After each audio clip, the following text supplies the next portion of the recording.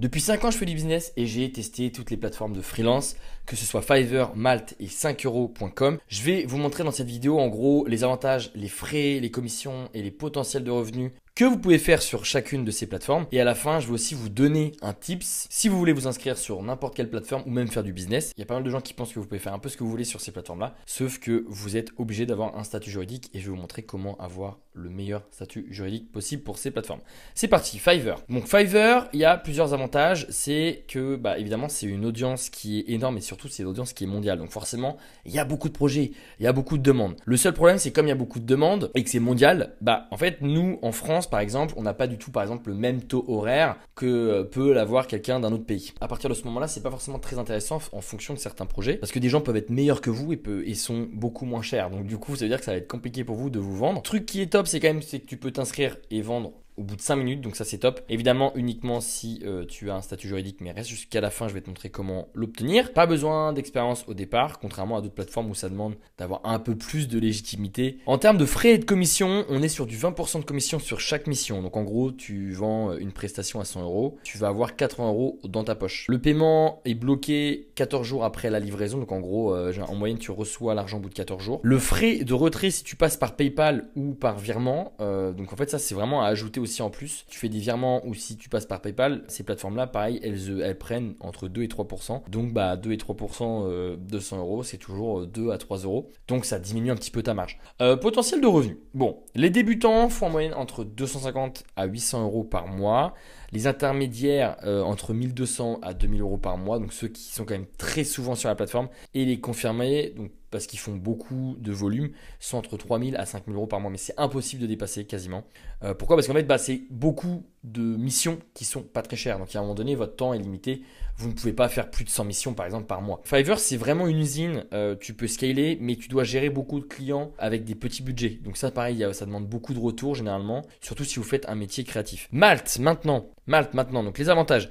Clients, entreprises, budget beaucoup plus élevé. Moi, j'ai eu beaucoup d'entreprises françaises qui sont venues toquer à ma porte pour travailler avec moi. Donc ça, c'est top. Donc c'est à dire que quand c'est une entreprise qui vient toquer à votre porte, déjà, il y a beaucoup plus de budget. Un particulier a peut-être 100 euros de budget. Une entreprise peut avoir 5000 euros facilement.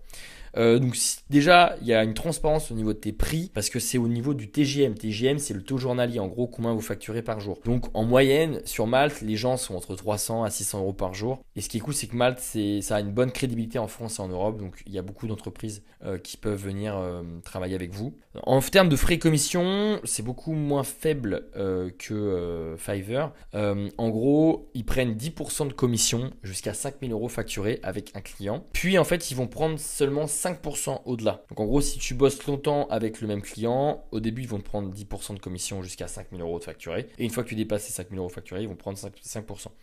Potentiel de revenus. Un débutant peut faire facilement 500 euros à 1000 euros par mois. Pourquoi? Parce que c'est un TJM, donc en fait il a juste à vendre une journée ou 2 journées dans le mois et il a déjà entre 500 et 1000 euros par mois. Intermédiaire, on a 2000, 3500 euros par mois. Une fois de plus, c'est du chiffre d'affaires. Et un confirmé peut faire 4000, 7000 euros par mois, mission longue et récurrente. Alors c'est pareil, ne pensez pas qu'on peut faire des 10, 15, 20 000 euros sur Malte. Pourquoi? Pareil, parce qu'il y a beaucoup de concurrence. Vous avez souvent le même profil que d'autres freelances qui proposent la même chose que vous. Donc pour se différencier, c'est un peu plus complexe. Mais c'est clairement la plateforme qui peut te donner un vrai salaire de freelance, surtout si tu es en France. Parce que pareil, Fiverr, le problème c'est que tu peux très bien trouver beaucoup moins cher. Donc c'est-à-dire, si toi tu vends un logo, tu veux le vendre 1000 euros, sur Fiverr, tu peux en trouver un à 50 euros et ça sera nickel, quoi. Donc ça dépend ce que tu veux vendre. Et 5euros.com, donc les avantages, il y en a deux. Ce qui est cool, c'est que c'est accessible à tous, c'est rapide pour débuter. En gros, si tu te lances aujourd'hui, tu peux commencer à vendre une première presta. Bon, comme son nom l'indique, c'est quand même souvent pour des petites prestations, mais tu peux avoir la possibilité de faire des packages. Donc au début, tu peux commencer avec un truc à 5 euros, puis 10 euros, puis tu continues avec un truc premium à 100 euros, etc. Il y a aussi des frais de commission, 20% de commission sur l'offre gratuite. Donc exemple, si tu factures 50 euros, tu vas avoir 40 euros dans ta poche. Donc ils vont prendre 10 euros du coup. Si tu prends l'offre payante plus, en gros tu passes à 1 euro fixe par commande, donc peu importe le prix. Donc il n'y a pas de frais bancaires supplémentaires, mais tu as quand même un panier moyen qui est faible. C'est le principe de 5 euros. C'est des petits jobs. Tu vas pas pouvoir vendre une presta à 5000 euros. Okay. Donc potentiel de revenus. Débutant, 100 à 400 euros par mois. Intermédiaire, c'est de 1000 à 1500 euros par mois si tu fais à peu près 50 commandes. Un confirmé, donc ça c'est beaucoup plus rare sur 5 euros. Pourquoi? Parce que les confirmés, généralement, ils vont soit sur Malte, soit ils créent leur audience sur YouTube, sur TikTok ou sur LinkedIn. Un confirmé peut gagner entre 2000 à 3000 euros par mois si tu dépasses les 100 commandes. Mais c'est top parce que ça te permet d'avoir beaucoup de volume, donc de comprendre le marché. Et une fois que tu comprends le marché, après tu peux vendre ça en prospectant, etc. Donc c'est top pour tester, de se faire un peu de cash, mais quasiment impossible d'en vivre vraiment sur le long terme. Bon, voilà les 3 plateformes. Maintenant, si tu veux vraiment t'inscrire sur une de ces 3 plateformes, tu es obligé de suivre exactement les mêmes étapes que moi. Pourquoi? Parce qu'il te faut un statut juridique. En gros, toutes ces plateformes-là, maintenant, pour éviter d'avoir de la fraude, elles te demandent d'avoir un statut juridique. En gros, c'est ton cabis. Le cabis, c'est la carte d'identité de ton entreprise. Sinon, elles ne vont pas vous accepter, donc tu ne pourras pas gagner d'argent. Donc c'est un peu le problème. Donc maintenant, moi je te conseille de créer une micro-entreprise, c'est très simple pour tester, pas besoin de faire d'autres statuts juridiques, que ce soit SASU ou EURL, c'est trop complexe, ça demande de payer un comptable, ça coûte cher, c'est long. Moi je te conseille de cliquer sur un commentaire et je vais te montrer comment tu peux créer ta micro-entreprise rapidement. Hop, tu arrives sur Legal Place, tu arrives sur cette page-là, créer votre micro-entreprise en fonction de ce que tu vends, soit c'est une micro-entreprise artisanale ou non. Moi je vais mettre que la plupart du temps quand tu es en statut freelance, tu es censé être artisanal. Hop. Quand souhaitez-vous démarrer votre activité? Bon, je pars du principe que vous êtes pressé, donc dès que possible. Donc là, j'ai jamais été auto-entrepreneur. Là, c'est ça, hein, pas besoin de créer une SASU. On crée une micro-entreprise, on teste rapidement. Soit tu domicilies ton siège social donc de ta micro-entreprise chez toi, donc à ton adresse personnelle, soit chez Legal Place. Moi, je préfère le faire chez Legal Place. Je suis tout le temps amené à déménager, donc ça veut dire qu'il faut changer l'adresse de mon entreprise, domicilier mon entreprise. Quel est votre domaine d'activité? Moi, je suis consultant et freelance. Votre identité, donc remplissez bien les informations. Votre adresse email, votre numéro de téléphone et l'information certifiante pour booster votre micro-entreprise. Pour le moment, ça ne m'intéresse pas. Moi, je cherche à lancer mon activité en déléguant toutes les démarches. Donc, vous avez vu, c'est des questions qui sont très simples. Donc, ça va assez vite. Et là, Legal Place prépare le dossier de votre micro-entreprise. Une fois que vous avez fini avec Legal Place, vous allez pouvoir recevoir votre cabis et justement travailler avec la plateforme de votre choix. Que ce soit Fiverr, 5euros.com ou Malte. Donc là, c'est pas un abonnement, donc rassurez-vous, ça paye une seule fois. Moi, je vous conseille ce plan-là pour une raison qui est très simple, c'est que dans les deux cas, vous allez avoir une micro-entreprise, pas de problème.